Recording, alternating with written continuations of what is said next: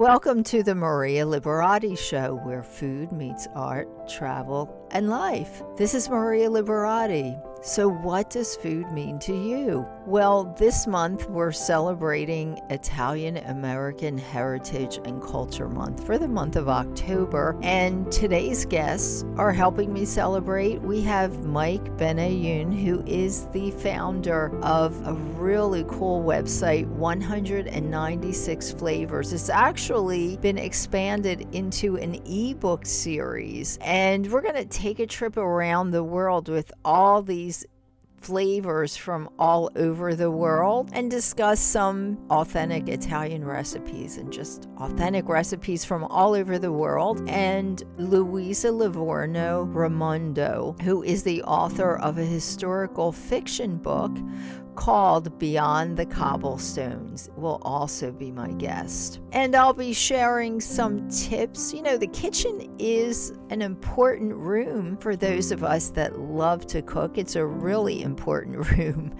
And I'll be giving some tips on how to find more room in your home for storing food and ingredients. I can never have enough ingredients. I'm always finding more and more ingredients that I like to work with. So stay tuned for the interviews and those tips in today's podcast.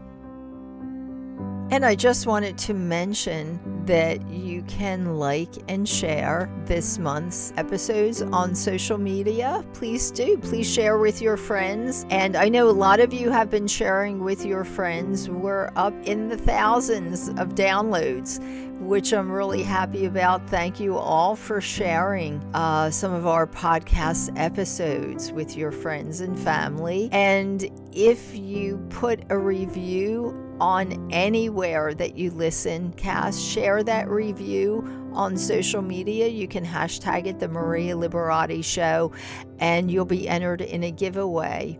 This month's giveaway for a copy of one of my books from the book series, The Basic Art of Italian Cooking. So now to my tips for how to find more room in your home for storing food and ingredients. Well, after all the catastrophic buying crazes of this pandemic era, many people may be feeling as though they don't have enough storage space within their homes. While some storage needs can be outsourced to closets or the garage, your food and pantry staples probably don't make that list. In fact, realtors report that a walk-in pantry is the most desired kitchen feature, and some customers even have it as an essential item. So here's a few ideas to meet your food storage needs around the house. Expand your pantry. The most obvious way to increase your food storage space is to expand your current pantry. Or for those who lack a pantry space, completely install one. Depending on a variety of factors, installing or expanding a pantry can probably cost anywhere between $750 to as much as $3,500 on average.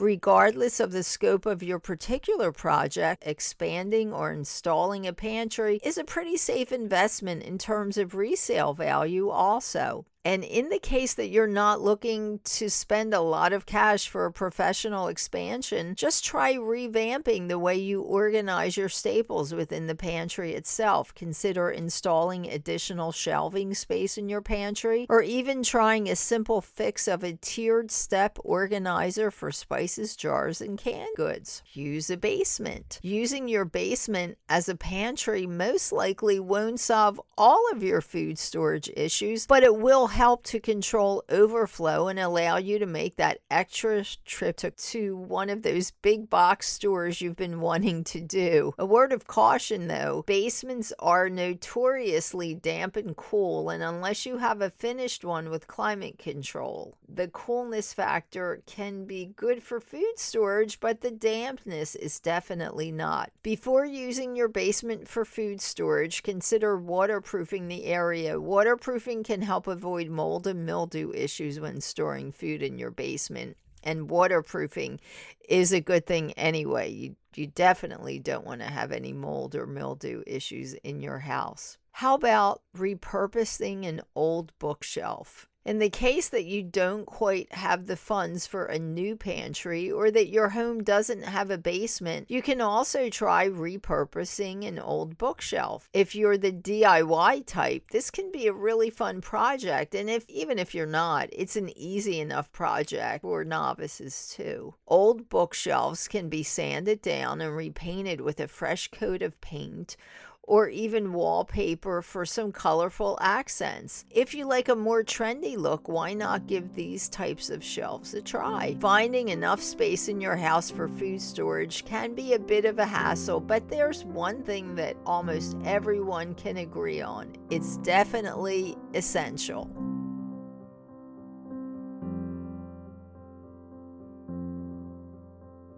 Well, I have a really interesting guest today. This is Mike Benayoun, and he is one of the founders of a really interesting website that I wanted to share with my listeners called 196 Flavors. Mike, and you're joining us from Los Angeles? Usually sunny Los Angeles, but it's not sunny today. Oh, it's not. Oh my gosh. Yes, it usually is. So, Mike, first of all, thank you for being here. And can you share with my listeners a little bit about this site? I just think it's so interesting. Sure, absolutely, Maria. So we actually started this website almost 9 years ago. We're going to celebrate our 9th birthday at the end of the month in October. But I started this website with my best friend and partner, Vera, who happens to live in Paris, France. She's actually originally from Morocco, but she is also French. I was myself born and raised in France. I moved to the US 23 years ago. Seems like yesterday, but I've been living mostly in Los Angeles ever since.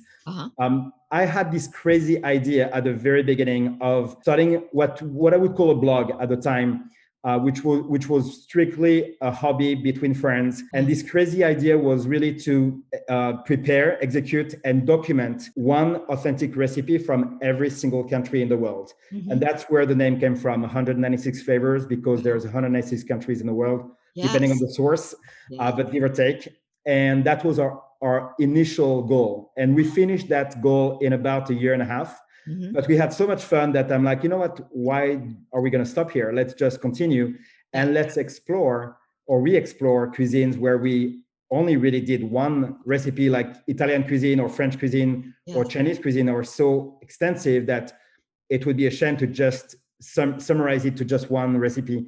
So we continued, and a few years into it, probably 3 or 4 years into it, we kind of morphed from what initially was a blog, and we had some personal stories like every blog, to really more what I would call an online encyclopedia, documenting recipes, authentic recipes. That's really the key word here, and food history from the 196 countries in our planet. So we kind of morphed from this initial typical food blog, which we're not anymore, to kind of an online encyclopedia. And our goal is really to become the source of truth for authentic recipes and food history. Because as you know, there's a lot of fake information on the internet, and good ones too. But to sit through the information overload takes a lot of time, and just finding the right information is very difficult. So that's what we're trying to get to, is really to become an authoritative source with the help of our chefs and experts, and I can tell you more about it, but really become the go-to portal, the go-to information portal for anything related to authentic cuisine. Wow. Yes. It's just so interesting. So one of the ideas you and I were chatting about was, and I love that people can just travel through food.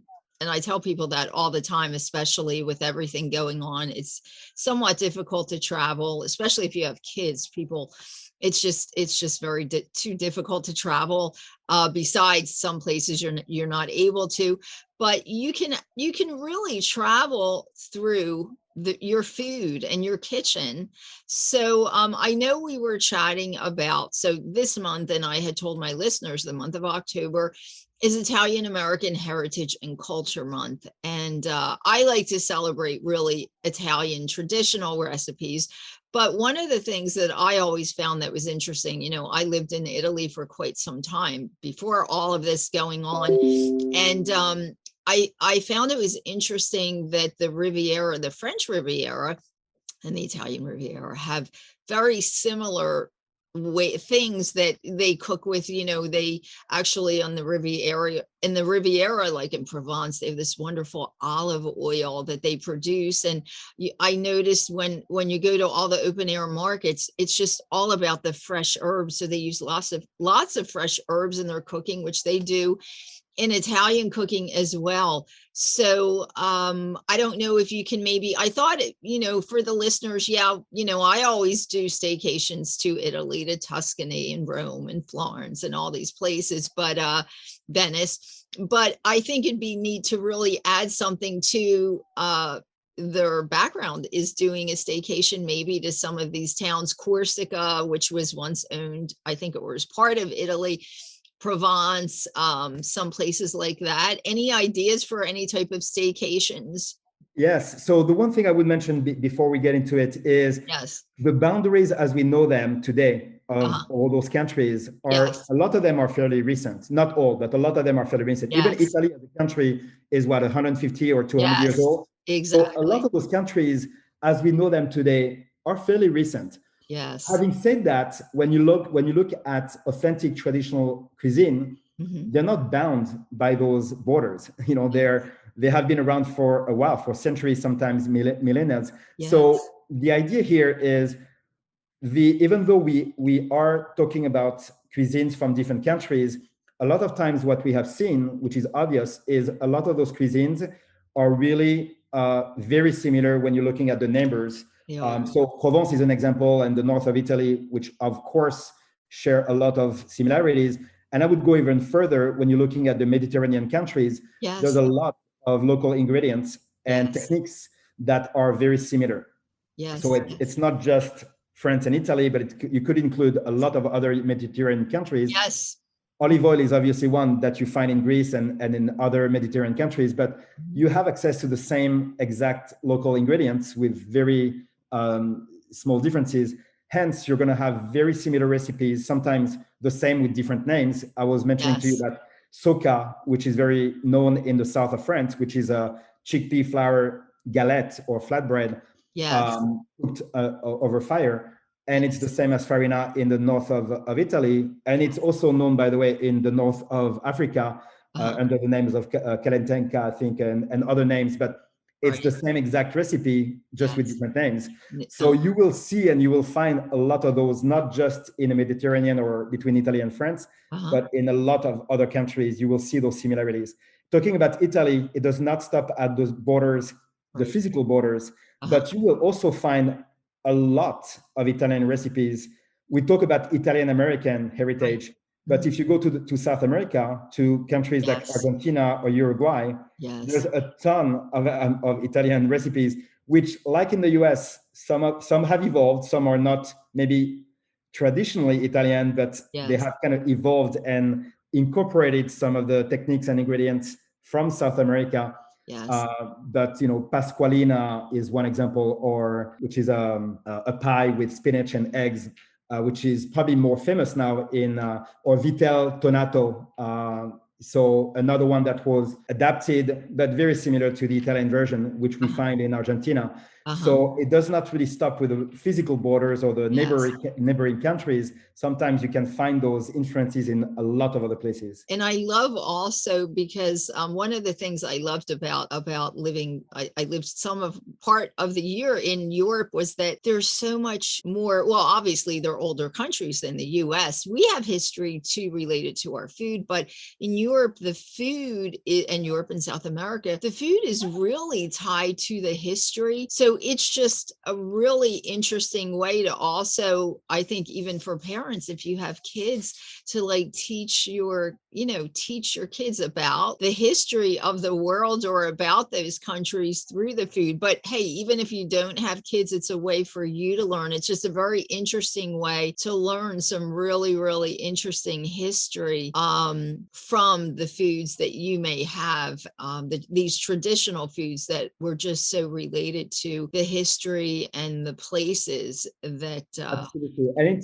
it has become a conversation starter for me as well, yes, over the past 9 years, and even before, because I've always been interested in food and food history and culture. yes, An interesting thing I always tell to my friends is whenever I get into a taxi cab or Uber, the uh-huh, first question I ask is where are you from? Because a lot of them are immigrants. They're uh-huh, not, a lot of them are not Americans. yes, So, and some of them actually come from countries, like very tiny countries that most people would have never heard of. uh-huh, And here I am starting to talk to them about the fact that, oh yeah, I cooked a dish from your country. And that's a great conversation starter because they have never yes, met or heard of anybody knowing about yes. their country, let alone their cuisine. Yes, yes, that's great. And that is a great thing to mention. I loved it when I first got into the food industry. I started realizing that food was such a great conversation starter. Almost everybody really wants to talk about food, and you can a lot of times find that kind of something that you have in common with someone just by talking about, just like you said, a recipe maybe from where they're from, or a recipe that maybe is in your family that maybe they cooked something similar, or just a I fun know way. it's cliche, but everybody has said that. I'm not the first one to say, but obviously food unites people, and that's kind of Yes, one of the common things. One yes, thing I would say in opposition to that is, and we've seen that over the past few years, especially online, social media, there are topics that actually, are divisive, whether it's politics or yes, religion and other topics. And on our website, even though we are a food history website, we obviously talk about, although we stay very high level about geopolitical and cultural, because yes. the countries have evolved, some of them are fairly recent and so on, Mhm. but we have tried hard to stay away from divisive topics like religion, like politics, Oh, because yes, even though they are obviously entrenched in the culture and the history of the countries, we're trying to stay away from that and really stick to yes, food and food history. yes, yes, However, it's been difficult because a lot of times, sometimes it goes hand in hand, and you have to talk about how a country, the history of a country, and some of them is sometimes controversial or divisive, and mhm, we've had our share of comments, nasty comments sometimes, uh-huh. but we're really trying to stick to food and to stick to Stick food. with food, yes, and some of the things I can imagine, if they occurred in history, it's just a part of history. It's not your opinion, or, it's just a part of history. And I myself think it's so important for people to know about history because it's a foundation. So I don't, without going into detail with that, but history is just an important fact of everybody's history. So I could understand, but you're absolutely right. I try to make everything that I do more about the food and keep it entertaining and fun, because today people have so much stuff that's stressing them out anyway. So I can understand that. So I didn't tell you this, but I forgot to tell you beforehand. But I always ask my guests, I don't ask every guest, but you're a perfect guest to ask this. If you could answer this question, what does food mean to you? Can you? So I'm going to tell you, maybe it's going to be a long answer, but just That's my. okay.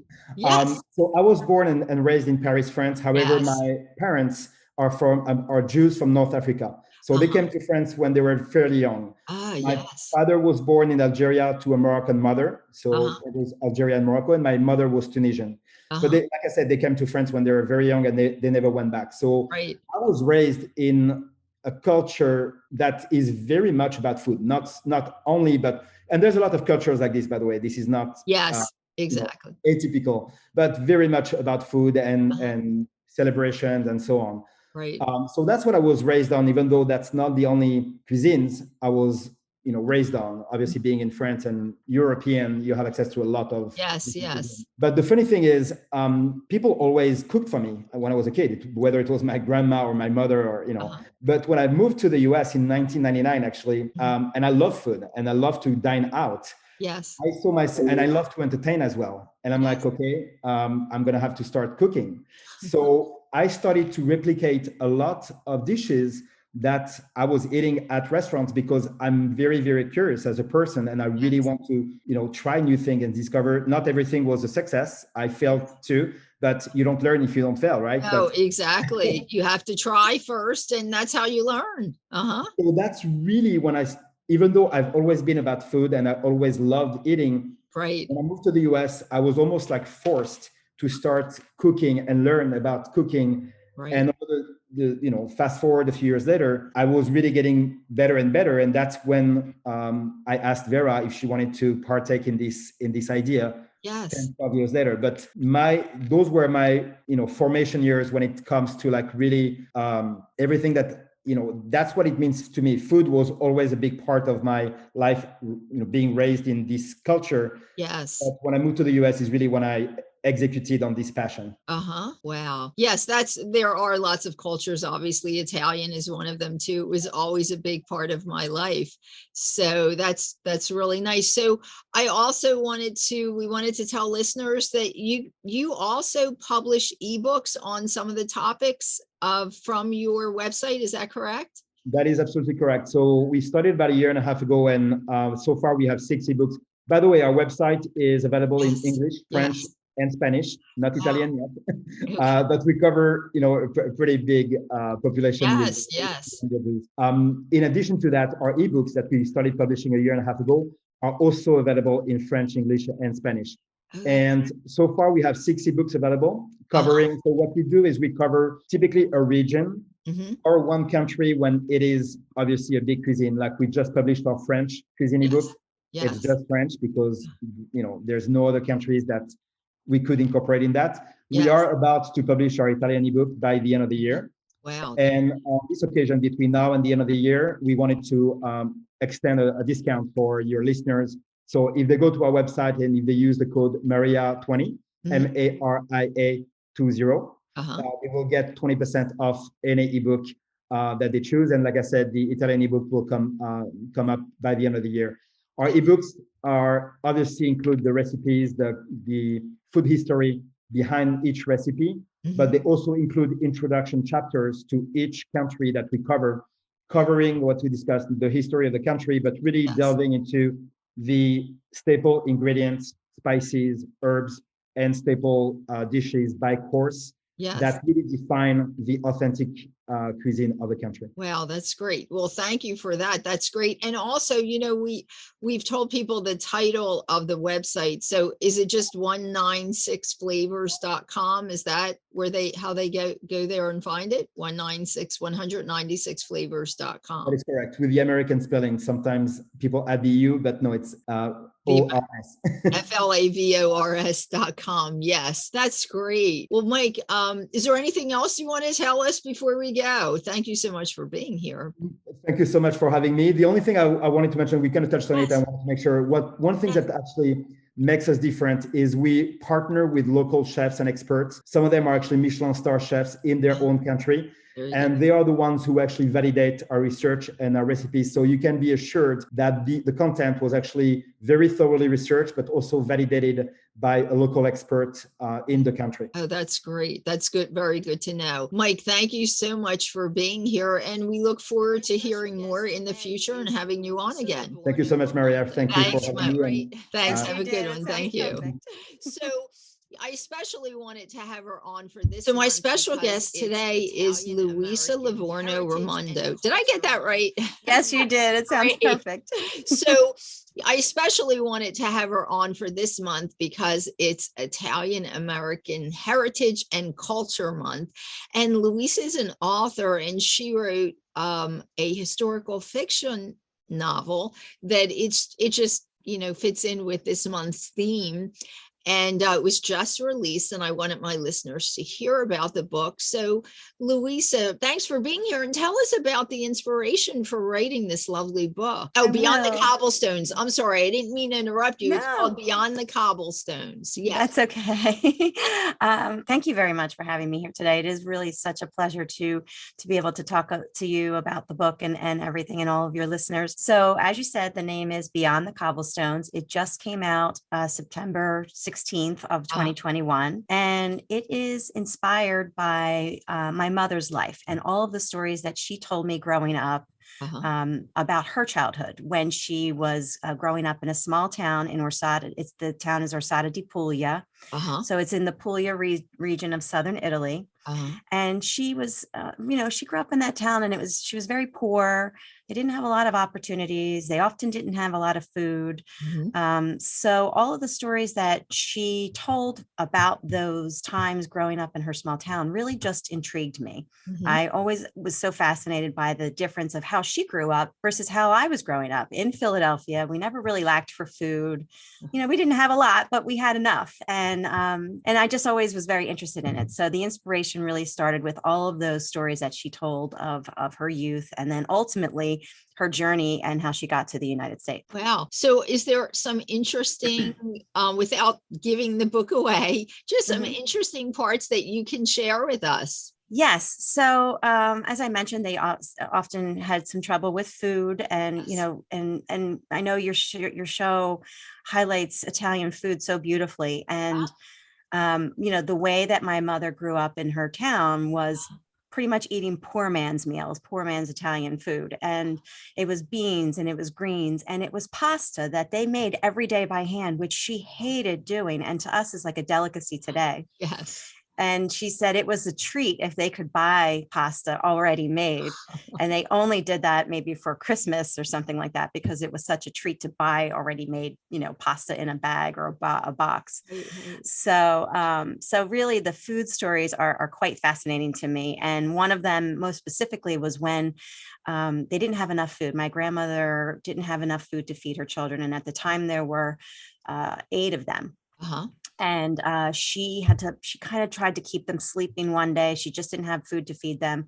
So she covered the window on the door of the house, and she just kept them all asleep as long as she could. And it's always a story that really gave me chills when my mother would tell me that, because they didn't have food. And we just take food for granted so much in this country. Yes, we do. That's really, really interesting. I know my grandfather, I was told, like, sometimes he would just get lots of bread and fill the table with bread because they didn't really have a lot for meals. So my dad, would say he would try to fill them up on bread so that whatever little they had, they could eat the bread with that too. So that's right. And my mom sometimes would tell me about how they would cut the mold off the bread, if there was any mold on the bread, and just continue to eat it because you just, that's what you did to survive. Exactly. They did they had to preserve every bit of what they had.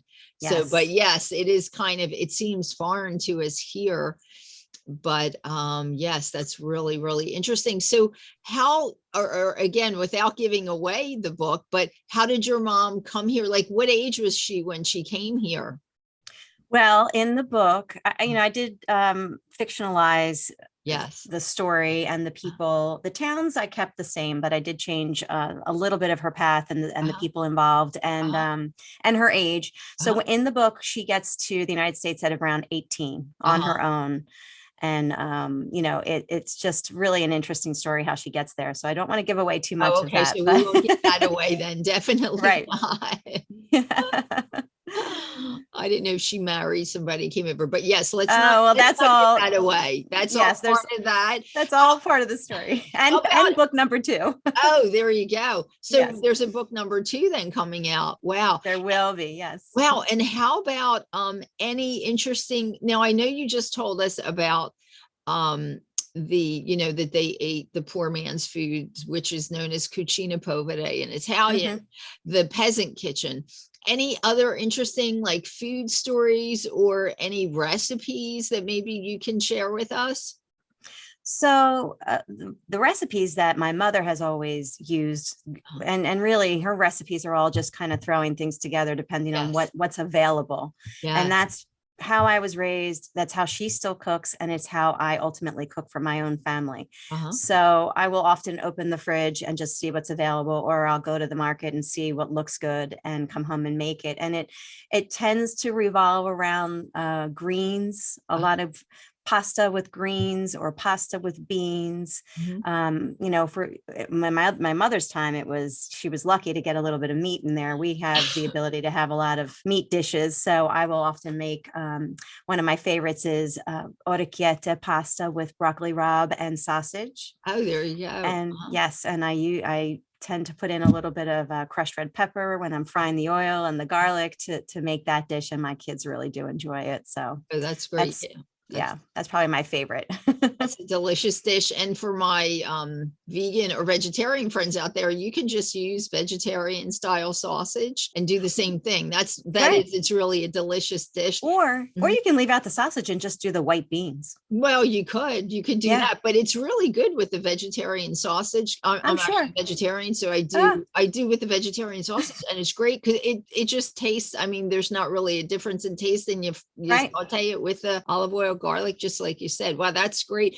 Yeah, well, of course, your mom grew up with having to kind of just look at what she had in the kitchen to make do with whatever she could to make that meal and kind of get creative. So, I kind of grew up that way too. And it sounds like you grew up that way and Yes. it's become a habit, but it's not really a bad habit because I No. think people really waste too much food. They have tons of stuff. I mean, I've even done it sometime. You have all this stuff and it's like, oh, I don't have anything to make. And it's like, wow, there's so many different combinations of things you could use so that the food doesn't go to waste.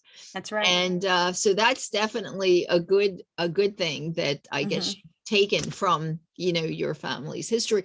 So tell us, I know you said the book was released. When was it released? It was released September 16th, 2021 on Wow. Amazon. It's available. Okay. And yes, and I was just going to ask if you could tell a listener, so where can they find it then on Amazon? Do you have a website? I do. So it's either www.beyondthecobblestones.com or my full name, luisalivornoramondo.com.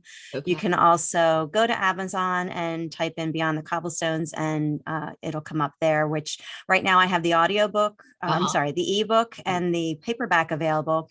The hardcover will be available in time for the holidays.